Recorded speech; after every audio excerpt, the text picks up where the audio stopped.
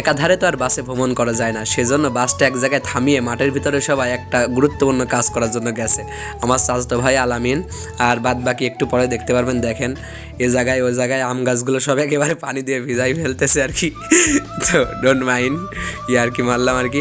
আর আমরা বাস ছাড়ার পর অনেক দূর যাওয়ার পরে আমার মামা এবং আমার বন্ধু, দুই বন্ধু বাস ফেল করেছে, ফোন দিয়ে বলতেছে ভাই বাস দাঁড় করা, যে আমরা ফেল করেছি।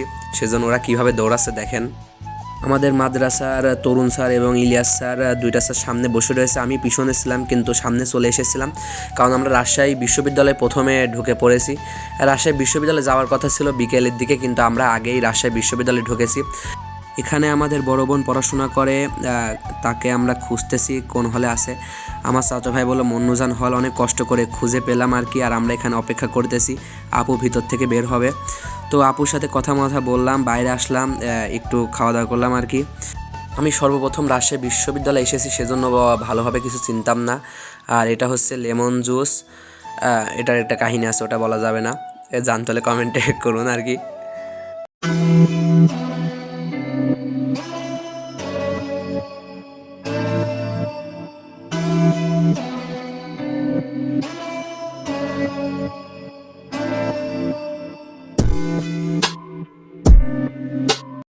আর আমরা রাজশাহী বিশ্ববিদ্যালয় বের হয়ে যাচ্ছি, গেট দেখেন।